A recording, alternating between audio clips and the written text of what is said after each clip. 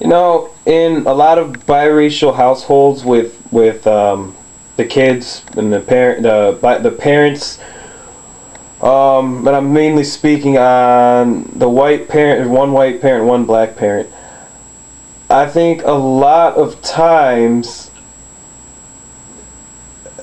the black parent is absent, and I'm not saying that it's always like that. I'm just saying in a lot of my observations, it's been the black father who was absent.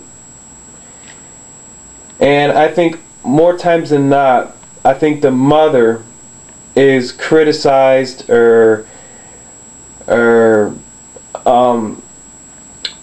not giving enough credit for the slack she has to pick up.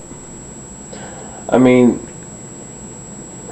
personally for me, my father wasn't there and my mother was there, and I would say for the most part she did a decent job with me, and brought me up to respect people, and I would say that she did an above average job with me. But there's just some things that a Caucasian parent raising a biracial child is just incapable of doing. I mean, I think the parent can introduce their child to that culture to the best of their ability, but a white parent isn't able to have that influence that the black parent would have. I mean, for me to sit here and say that I expect my mother to be a black parent and a white parent to me is just like, I don't think that would be fair.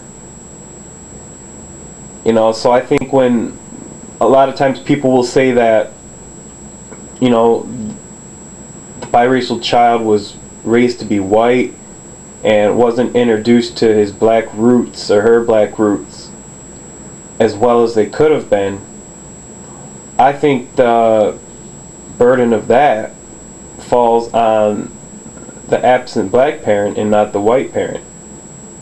You know what I mean? It's like, because yeah, I mean, I had somebody comment one of my videos and tell me that, my mother should have done a better job of influencing me or teaching me the black culture better. But it's like, how can you expect somebody to have knowledge of enough knowledge of a culture that they're not to influence you into that culture? You know what I mean? It's like, yeah, I was raised by my white mother, and for the most part my Jewish stepfather, who was around for most of my life. I mean, but I mean, I've learned firsthand that you don't learn everything that you know at home.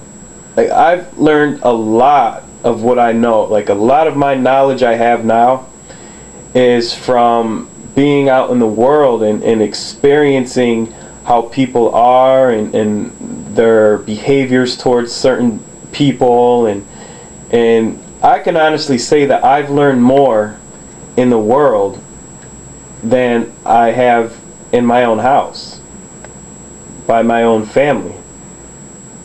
Because growing up, being in a household that's all white, you tend to not learn how you're going to be treated out in the real world. I figured how I was treated in my house with undying respect and that sense of belonging. Having that at home, I figured that's how the world as a whole would treat me as well. And it's not till you get out there at a young age and realize that the world isn't as receptive as you think it is. Like, I remember I had my first experience that I can remember. I mean, my first major experience, not, when I was about 16, with this guy. I guess I don't know if he was homeless or not, but he just felt the need to voice how he felt about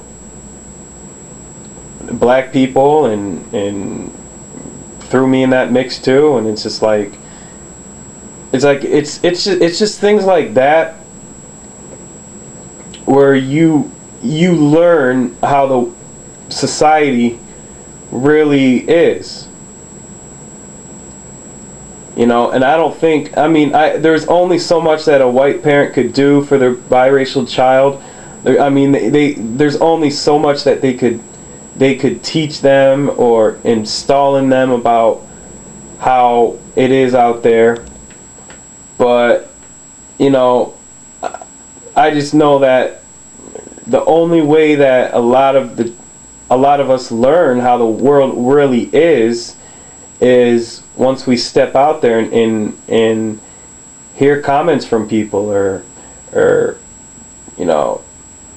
not get a job over somebody else, or friends who make comments that you don't expect them to make.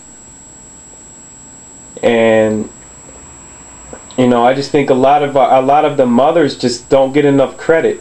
A lot of the Caucasian mothers, or the Caucasian parent who is raising a biracial black child,